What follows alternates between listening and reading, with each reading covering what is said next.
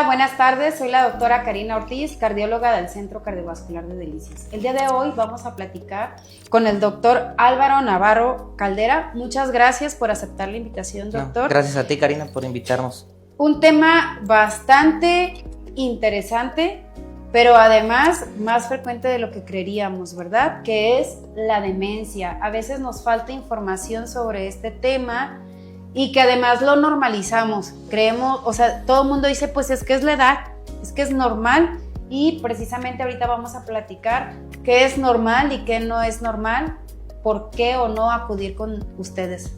Muchas gracias una vez, Álvaro. No, gracias a ti por invitarnos, y justamente como mencionas vamos a platicar de ese tema que tiene muchos tabús, muchas ideas que la población tiene erráticas lamentablemente, y que los hacen llegar tarde pues a la atención justamente, o a un diagnóstico certero, ¿no? Y así mismo pues, la relación que tiene, ¿no?, con el área cardiovascular, que es muy importante también en este tipo de patología, a pesar de que muchas personas pues no lo saben, ¿no?, que tiene esa relación tan estrecha.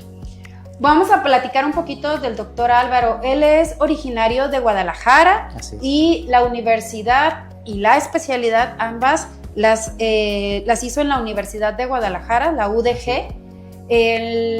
La especialidad la hizo en el IMSS, en el Hospital General Regional número 46. Sabes que yo allá estuve un rato viviendo y siempre veía el hospital muy bonito. Sí, claro. Muy grande, muy completo. Sí, siempre navegaban todavía con la noticia de que éramos el Hospital General Regional más grande de todo el país, en cuanto a número de camas.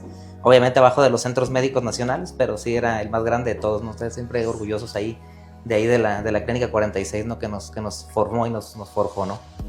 Oye, Álvaro, primero platícanos, ¿qué es el geriatra? ¿Qué hace? ¿Quién debe ir con él? Correcto, es muy importante también. Muchos todavía tienen muchas ideas. A veces me toca pacientes que llegan hasta más jóvenes de la edad que toca. Justamente, bueno, el geriatra es aquel especialista encargado justamente de la atención, manejo, tratamiento, prevención, incluso paliación de las enfermedades específicas o de los síndromes geriátricos que se presentan en la población adulta mayor. Si nos ponemos ahí estrictos, pues la Organización Mundial de la Salud maneja los 60 años como la etapa en la que ya se entra a la tercera edad o a la etapa geriátrica. Sin embargo, bueno, por ahí norma oficial mexicana y demás, aquí en México siempre se ha hablado por ahí de los 65 años, 65, como el punto de corte pues para empezar a entrar a esta etapa del adulto mayor. ¿Quién se beneficia más? Pues obviamente aquellas personas que padecen estos síndromes geriátricos, ¿no? ¿Qué son los síndromes geriátricos? Son todo ese conjunto de signos y síntomas que tienen alta prevalencia en la población adulta mayor, que son altamente deleterios, que tienen mucha interrelación entre todos ellos, y que lo afortunado de esto es que pueden ser prevenibles y tratables siempre y cuando se acerque un paciente. Entre ellos, aparte del tema que tenemos hoy, que es el deterioro cognitivo, pues bueno, tenemos también los problemas del área. De hecho, lo dividimos en 4 áreas o 4 puntos específicos, que es el área mental psicoafectiva, justamente donde entran los cuadros de demencias, hoy llamado deterioro neurocognitivo, donde también entra el área emocional. De hecho, abordamos mucho área de depresión, ansiedad, patología neuropsiquiátrica del adulto mayor. También en esa área, bueno, brincamos al área médico-biológica, donde vemos, bueno, enfermedades justamente con alteraciones desde la marcha, fragilidad, sarcopenia, alteraciones justamente de la alimentación en el adulto mayor, la disfagia. Podemos en esta área también a veces abordar incluso el vértigo, ya también entra mucho como otra de las patologías comunes en esta población. Vemos también el área psicosocial, muy importante también, hablando en el tema de demencias. También se aborda mucho cuáles son las redes de apoyo que tiene el adulto mayor, cómo podemos aportarle a la familia para que también pueda ser más llevadero el cuadro de un paciente con este tipo de patología. Y bueno, obviamente también abordamos justamente el área funcional, que es como el estandarte de la geriatría, donde nosotros buscamos que el adulto mayor llegue a una etapa lo más longevo que se pueda y siempre independiente, ¿no? No requerir el apoyo de su familia, que él solo pueda hacer sus actividades básicas en casa, que ese es el otro punto que abordamos. Entonces, en general son como todos los aspectos que nosotros vemos, sin contar obviamente todas las patologías de base que lleva el paciente, ¿no? Diabetes, hipertensión, todos los trastornos metabólicos que tienen las personas, pues también llevamos a cabo todo ese manejo, ¿verdad? Qué interesante que comentas que también la cuestión psicoemocional, porque la verdad es que yo lo veo mucho en la consulta. A veces minimizamos el sentimiento del paciente o del familiar, ¿no? Y todo se lo achacan a la edad, siempre, ¿no? siempre. Incluso el propio paciente demerita sus sentimientos o sus emociones y las minimiza o no las externa, y va generando esto que comentabas, estrés, ansiedad, depresión incluso, ¿no? Y que como no se atiende a tiempo, pues este problema va avanzando hasta que se hace pues como una bola de nieve. Es correcto, desafortunadamente, y como comentaba, tienen una interrelación directa todos estos síndromes geriátricos y patologías del adulto mayor, y hoy en día cursamos o tenemos este problema general de lo que se llama el edadismo, ¿no? Ahorita lo que mencionabas, es importante que también lo platiquemos hoy acá. El edadismo es justamente ese conjunto de prejuicios o ese conjunto de tabús que tenemos sobre el adulto mayor, donde normalizamos ciertos aspectos generales, desafortunadamente tendiendo incluso a llevarlos a una, ¿cómo lo podemos llamar? A tener prejuicios, pues, es decir, directamente hacia esta persona, solo por lo que creemos, ¿no? ¿Y qué es lo que creemos? Justamente, pues, que lo mencionado, que tenemos, o la depresión o el aislamiento de una persona adulta mayor es normal, que la persona se aísle, que quiere estar sola. Normalizamos también de repente, muy común en nuestra población, que de repente el dolor es crónico y que es normal, que por ser viejito tengo que tener dolores. ¿Sabes qué? ¿Sí? Yo contando como una anécdota personal, claro. Mi abuelo tenía cáncer de próstata, que no nos dimos cuenta. O sea, el señor era renuente hasta decir basta para ir al doctor. Atenderse a todo. Ajá, sí. A pesar de que lo llevábamos, total que de pronto ya tenía metástasis. O sea, él hubo como 2-3 años que ya no quiso seguir y... Correcto. A ver, sácalo de ahí. Sí, claro. ¿No? Entonces era muy complicado porque era una persona de carácter fuerte. Y desafortunadamente, este tiempo que lo dejamos sin tratar, porque así fue, sí. Tuvo metástasis y fueron metástasis a hueso y a él le dolía y el señor no lo decía. Es correcto. O sea, él se aguantaba y se aguantaba hasta que en una ocasión ya dijimos, no sabe qué, ya. O sea, aunque usted diga que no tiene nada, porque no me llevan y además nada. Era una persona muy fuerte, vigorosa, claro. O sea, pues no lo podías así como que, como niño llevar, ¿no? O sea, la verdad era complicado. Así es. Y incluso él le dijo, ya cuando fue con el doctor, le dijo, ¿sabe qué? Es que yo creía que era normal que por la edad me doliera. Sí, y pues no, o sea... No, nada de eso, ¿no? Y justamente hablando del tema de hoy de las demencias, es otro, ¿no? También es bien normal que lleguen a consulta y nos digan siempre, es que pues, creíamos que era normal, pues como se le olvidaban todas las cosas, dejaba la estufa prendida, dejaba las llaves perdidas, perdía todo, de repente no se acordaba de las fechas, pues se nos hacía normal porque pues ya está viejito. Y ahí es donde entramos a este término, el edadismo, que no tiene mucho que se estableció, donde tenemos que empezar a quitar esos prejuicios, ¿no? De la población general y entender y a geriatrizarnos todos, ¿no? Sabiendo que somos cada vez poblaciones más longevas, estamos haciendo el cambio o la inversión de la pirámide poblacional y pues que el día de mañana va a ser la población en la mayoría pues adulta mayor y tenemos que empezar a saber pues qué es lo normal y qué realmente no es normal. Oye, y ahorita háblanos un poquito de demencia. ¿Qué es la demencia? Decías que ya no es el nombre correcto, ¿no? Pero para términos generales y para que todos nos entendamos, demencia. Pero platícanos un poquito de eso. Justamente con los cambios que hubo ya en el DSM-5, el último que se actualizó, se hicieron los cambios ya del término porque se consideraba peyorativo, que fuese el motivo. Realmente pues sigue utilizando mucho el término hoy en día, incluso entre los propios gremio médico, ¿no? En general, por obviamente lo largo que es, ¿no? El término nuevo o el que acuñaron fue justamente el deterioro neurocognitivo mayor y menor, dependiendo cómo lo vamos a clasificar al paciente. Este deterioro cognitivo, ¿a qué se refiere la demencia? ¿Qué es? Justamente es la pérdida sustancial, ¿sí? De una función mental superior, ¿sí? Que así son, tenemos varias funciones mentales superiores, ahorita voy a mencionar algunas de ellas. La pérdida objetiva de una de estas funciones mentales superiores de un nivel adecuado, ya conocido, a un deterioro ya establecido y que sea objetivo a través de herramientas que nosotros utilizamos. ¿Qué funciones mentales tenemos superiores? Justamente es uno de los problemas más críticos porque muchos normalizamos o conocemos únicamente la memoria, ¿no? Como el principal función mental superior, ¿no? Pero tenemos muchas más y ahí radica la importancia de la atención temprana de los pacientes.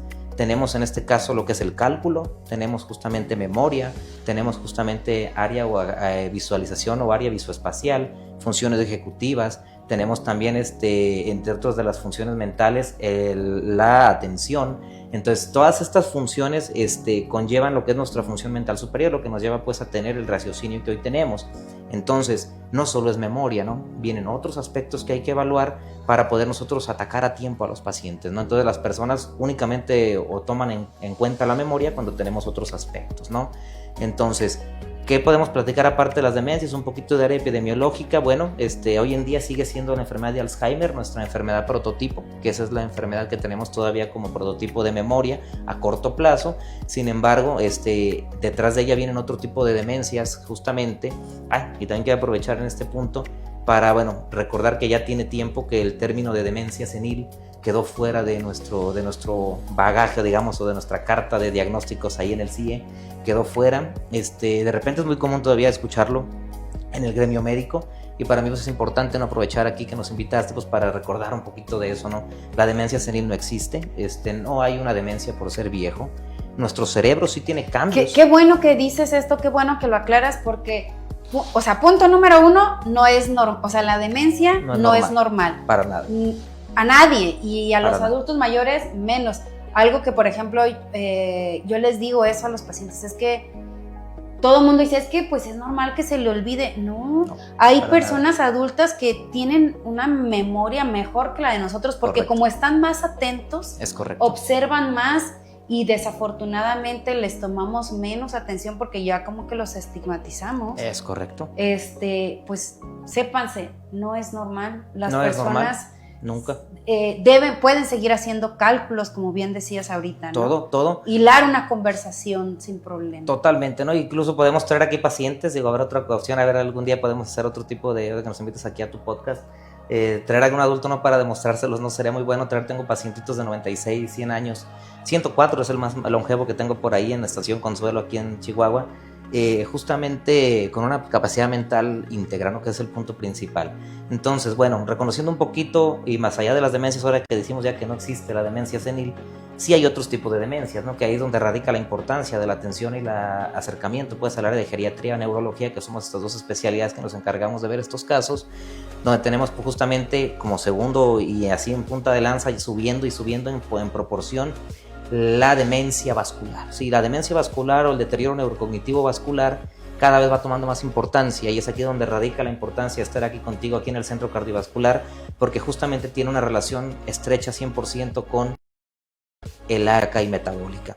¿En qué sentido tiene? Los microinfartos cerebrales a lo largo de la vida, a pesar de no generarnos una embolia como tal o una paresia, como lo vemos comúnmente en un infarto cerebral, nos van generando daño a lo largo de la vida, asociado a que entonces, bueno, obviamente a la diabetes, a la presión alta, a la obesidad, al sedentarismo, etcétera, condicionando lesiones pequeñas que a lo largo de la vida, en su momento, llegan a presentar daño a estas funciones mentales que mencionábamos previamente, ¿no? Entonces, eso es importante que se conozca como la demencia. Esa sí existe y es real. Que sí. O sea, la demencia vascular, para términos generales, es la que se ocasiona por la circulación de la sangre, digámoslo así. Correcto.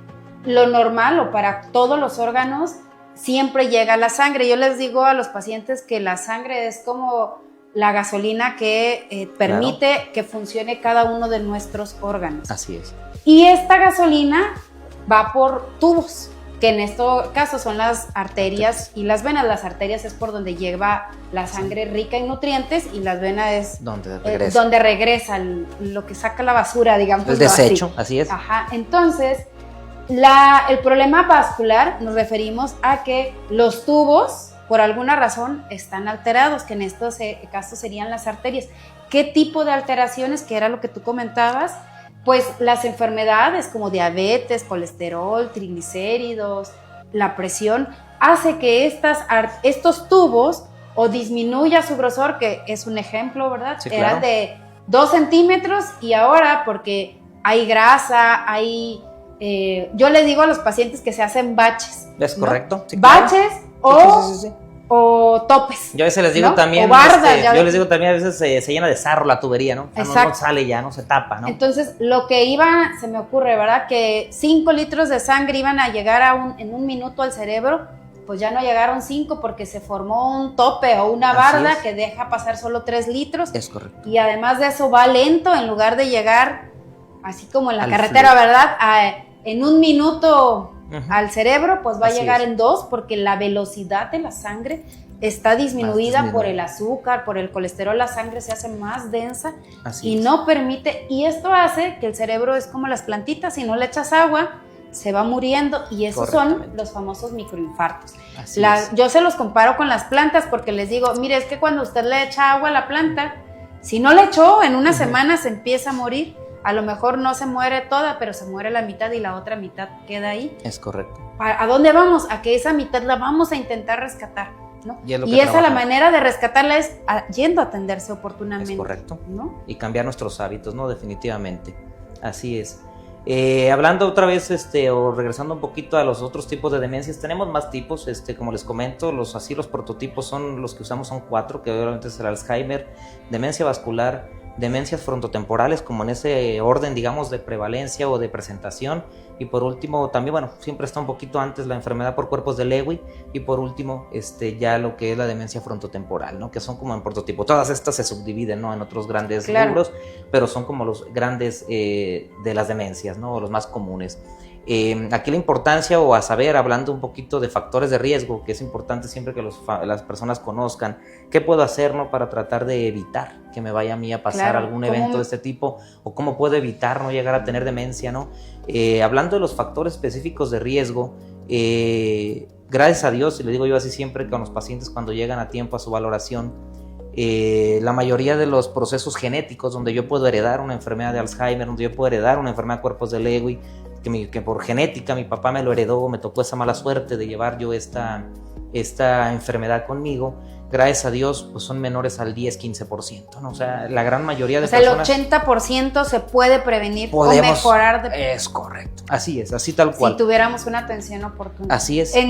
Bueno, a nosotros a nivel cardiovascular justo, aunque desafortunadamente es la primera causa del mundo, las enfermedades cardiovasculares, claro, el 80% son prevenibles, pero tristemente, como no tenemos esta información, pues dejamos que las enfermedades avancen. No llegamos a este punto, ¿no? De hecho, digo, las últimas publicaciones que tenemos justamente mencionan que 40%, acá hablan de un 40-50% de los cambios o de los factores en contra para poder padecer algún tipo de demencia, pues son gracias a Dios prevenibles, lo que ahorita mencionas, ¿no? Y tenemos que trabajar en ellos, sí, obviamente, ¿no? ¿Qué son esos factores, ¿no? Que tenemos que tener en cuenta?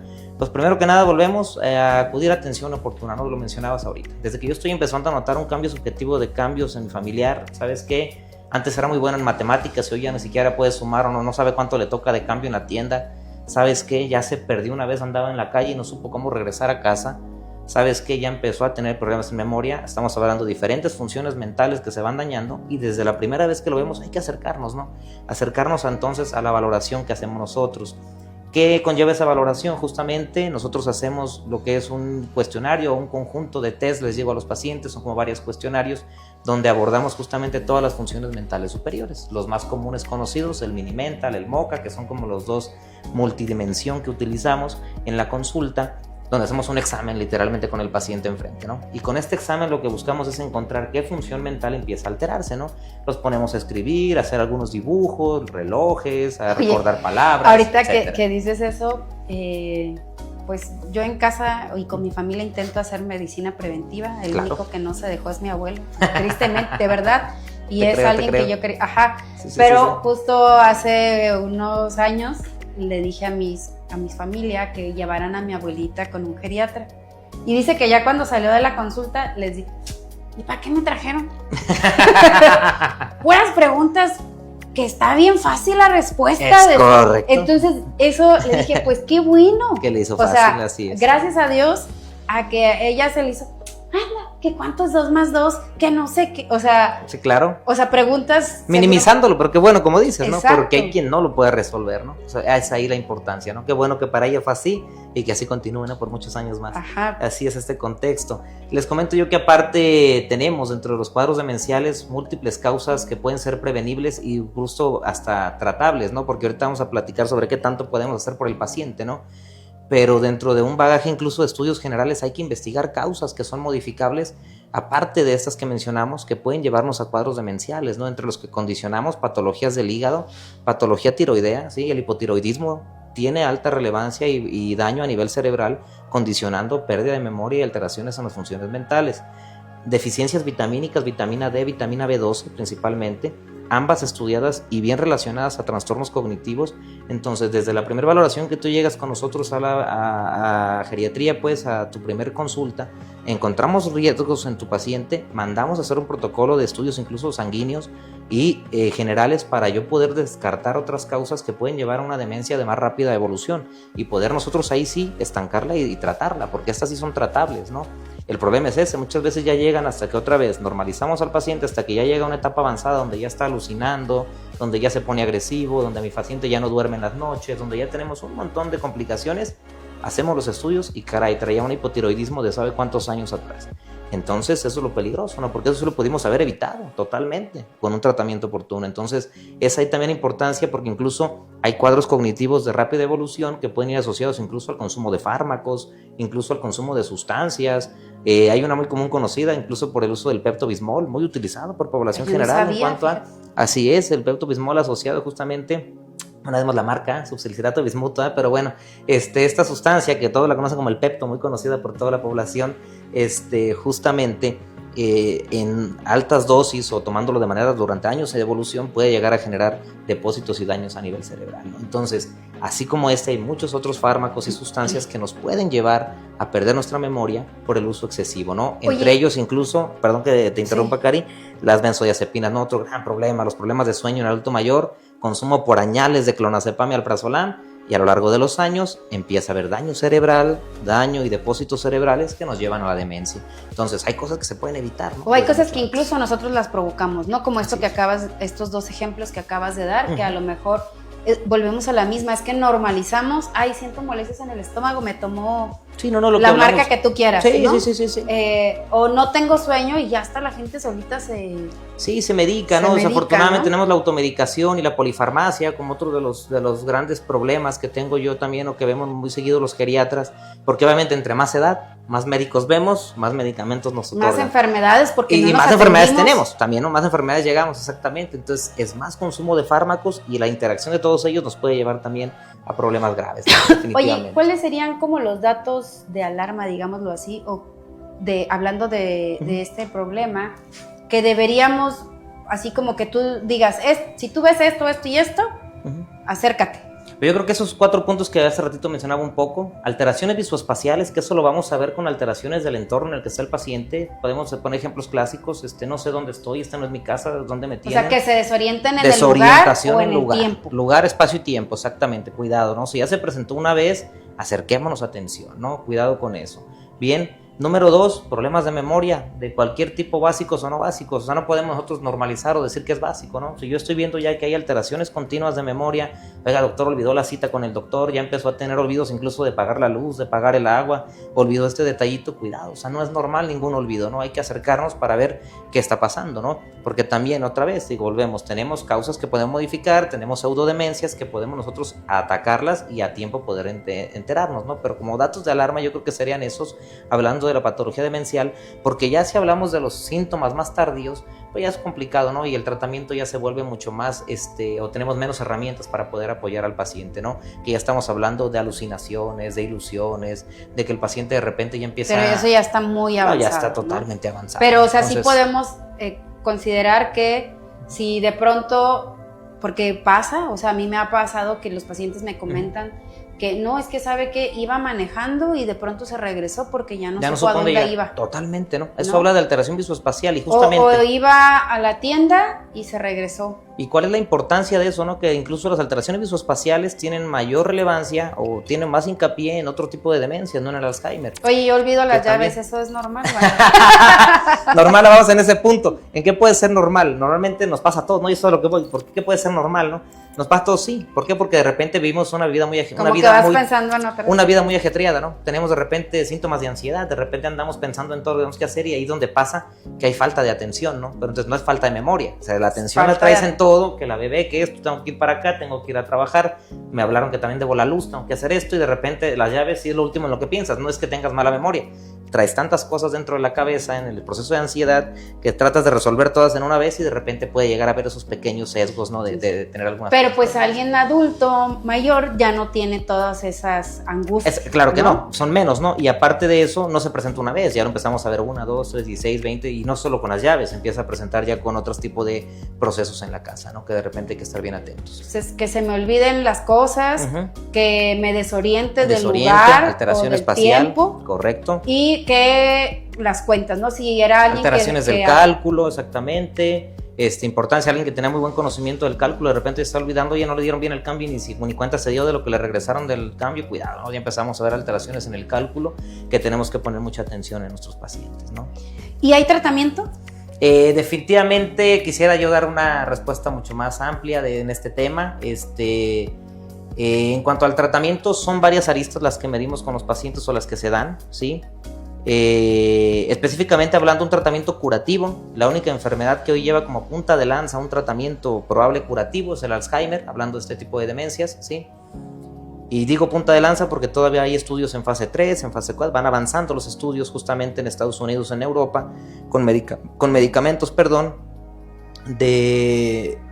monoclonales, incluso pues muy costosos todavía al día de hoy, que aparentemente han demostrado sí disminuir lo que es la patología de Alzheimer. El tratamiento más bien sería preventivo. Totalmente. Evitar llegar a ese punto de no retorno. Así es. Y el punto aquí donde vamos a lo que platicamos en otros factores de riesgo, ¿no? Se enlistaron, recientemente, 13 a 14 factores de riesgo que podemos cambiar nosotros para prevenir esto. ¿Y cuáles son ellos? Sí, primero, no perder mi área sensorial. Adultos mayores que pierden su audición o su visión aumentan el riesgo de 2 hasta 5% de poder llegar a presentar una patología demencial. Ojo, tampoco es normal que ya no oiga bien esta persona. Y la visión tampoco la tenemos que perder. Hay que acercarnos atención con el otorrino, con el oftalmólogo, para poder nosotros llevar todos mis sentidos, tenerlos al 100% o lo más cercano a ese 100%. ¿Por qué? Porque los dos se han asociado a demencias, ¿sí?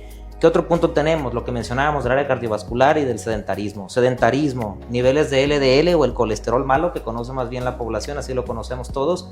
Colesterol malo elevado, sedentarismo, obesidad, diabetes, hipertensión, todo el síndrome metabólico, todos ellos a un 2% nos aumentan el riesgo de poder yo padecer un cuadro demencial.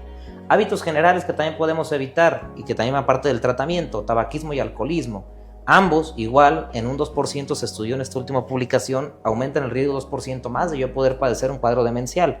Entonces, si yo evito el fumar, como debemos hacerlo todos, si yo evito el consumo de bebidas alcohólicas, claro que voy a disminuir el riesgo de padecer una demencia, ¿no? Y ahí va el tratamiento justamente a todo este punto, ¿no? A evitar y a prevenir todos estos aspectos. ¿Qué otras áreas tenemos? Hablábamos del área psicoemocional. Justamente la depresión y ansiedad, principalmente la depresión, se ha asociado directamente, estrecha, a los problemas demenciales, ¿no? Y es bien común que también me comentan los pacientes que muchos de los detonantes de cuando empiezan los problemas de memoria en su población, o más bien en sus papás o en sus abuelos, fueron justo después de un duelo, de una pérdida, ¿no? ¿Sabe qué, doctor? Murió el esposo. ¿Y qué cree? A los meses empezamos a notar que se le olvidaba todo. Entonces no es tanto solo hablar de la memoria. Muchas veces el área de la depresión también nos puede llevar hacia un cuadro demencial. Entonces, igual la atención oportuna. Cuando veamos que está así como aislado, deprimido, y esto no es normal. Hay que acudir a psicología. Nunca, directamente psicología, psiquiatría, atención inmediata para poder resolver ese proceso. Oye, Álvaro, y finalmente, si ya, pues ya es más que explicado, te agradezco toda la amplia explicación. Si nosotros detectamos alguno de estos datos, ¿a dónde te podemos encontrar?